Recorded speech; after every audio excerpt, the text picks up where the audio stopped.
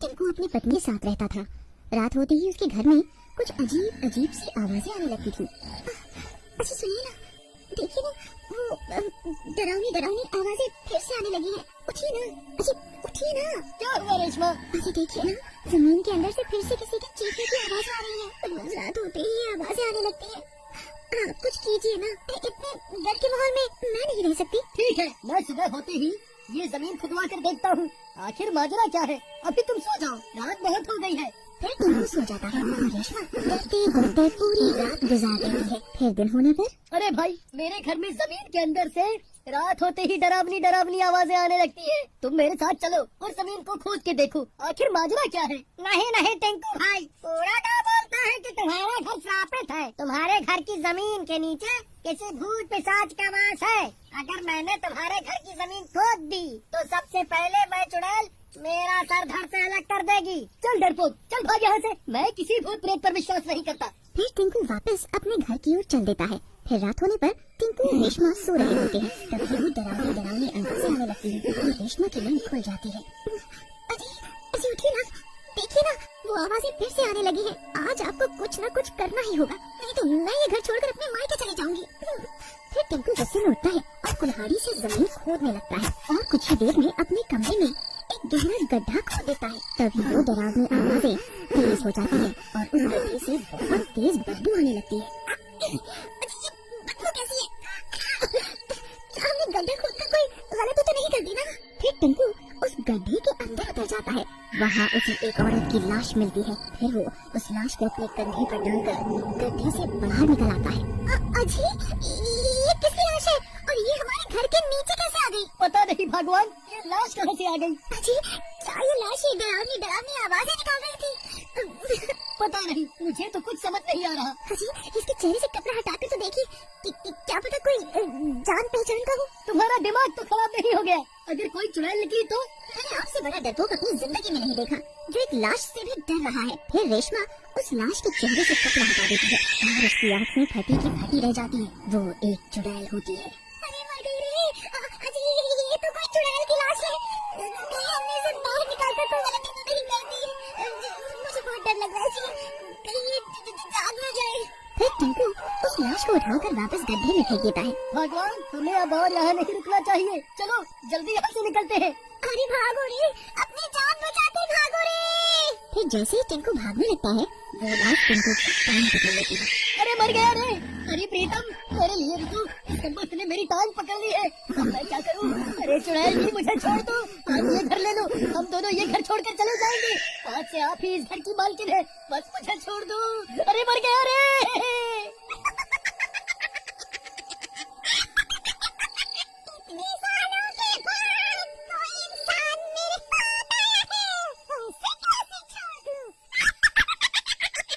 फिर वो चुड़ैल टिंकू की टांग को काट खाती है। अरे मर गया रे! हाय रे! ये दांत मिठी चुड़ैल ने तो मेरी टांग पर काट लिया। अरे कमबख्त, ये तूने क्या कर दिया? मेरी टांग ही चबा डाली। कम से कम अब तो मुझे छोड़ दे। वहीं दूसरी तरफ रेशमा भागती हुई जाती है और कुछ लोगों से मदद मांगती है। भाई साहब मेरी मदद करो, मेरे पति को चुड़ैल ने पकड़ लिया है, आप लोग जल्दी से मेरे साथ चलो चलो। फिर कुछ गांव वाले रेशमा के साथ उसके घर आते हैं और वो लोग खिड़की से झांक कर देखते हैं क्योंकि आंखें फटी की फटी रह जाती है। भाई ये तो कोई चुड़ैल है। अरे बहन, ये चुड़ैल तुम्हारे घर कहाँ से आ गई? भाई साहब ये कमबख्त चुड़ैल बहुत सालों से हमारे घर के नीचे ही रह रही थी।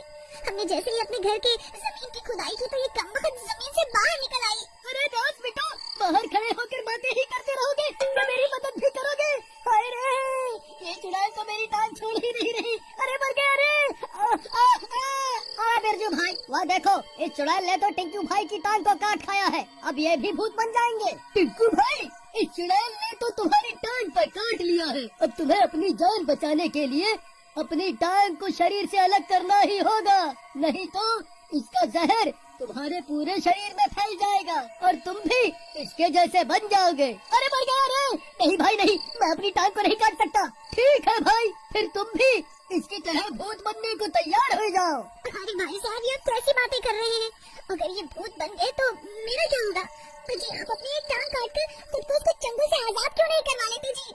मैं एक लूल्हे के साथ तो जिंदगी बिता सकती हूँ, लेकिन अगर आप भूत बन गए तो मेरा क्या हमें इस घर को आग के हवाले करना ही होगा। अगर ये चुड़ैल आजाद हो गई तो पूरे गांव में कोई जिंदा नहीं बचेगा। तुम ठीक कहते हो भाई, हमें इस घर को आग के हवाले करना ही होगा। अरे नास बेटो, ये कैसी तरकीब बना रहे हो? मेरा ख्याल तो करो, इस चुड़ैल के साथ साथ मैं भी जल के राख हो जाऊंगा। देखो टिंकू भाई, तुम्हारे पास एक आखिरी मौका है, जल्दी से अपनी टांग काट कर इस चुड़ैल से अपना पीछा छुड़ा लो, नहीं तो हम इस घर को आग के हवाले कर रहे हैं। हे भगवान, अब मैं क्या करूं? तभी रेशमा पड़ोस के घर जाती है और एक बड़ा सा चाकू उठाकर ले आती है। अजी ये लीजिए, इसे अपनी टांग को अलग कर दीजिए और जल्दी से बाहर आ जाइए। फिर रेशमा उस चाकू को टिंकू की तरफ फेंक देती है। फिर टिंकू उस चाकू को उठा लेता है। हे भगवान, अब क्या करूं? जो होगा देखा जाएगा। फिर टिंकू उस चाकू से अपनी टांग को काट देता है और नीचे जमीन पर गिर जाता है। अरे मर गया रे! अरे बहुत दर्द हो रहा है। अरे अरे नास मिट्टी चुड़ैल, तेरी वजह से तो मैं लूला बन गया। हाय, मैं तो कहीं का नहीं रहा। अरे मर गया रे! उसकी एक टांग चुड़ैल के हाथ में रह जाती है।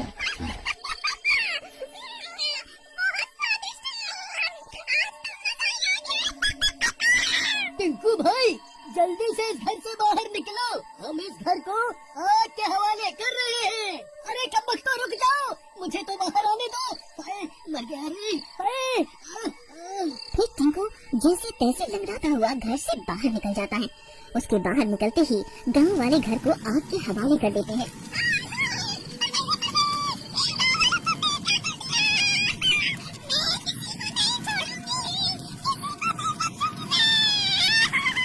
फिर देखते ही देखते पूरा घर जलकर राख हो जाता है। फिर कुछ देर इंतजार करने के बाद गांव वाले घर का जला हुआ सामान हटाकर उस चुड़ैल की लाश की तलाश करने लगते हैं, लेकिन उन्हें वहाँ किसी की कोई लाश नहीं मिलती। बस जमीन में एक गहरा गड्ढा मिलता है। अरे भाई, ये तो वही गड्ढा है जो मैंने खोदा था, लेकिन उस चुड़ैल की लाश कहाँ गई? भाई मुझे लागत है वह चुड़ैल वापस इसी गड्ढे में घुस गई है। चलो हम इस गड्ढे को बंद कर देते हैं। फिर वो लोग गड्ढे को बंद कर देते हैं और वहाँ से चले जाते हैं।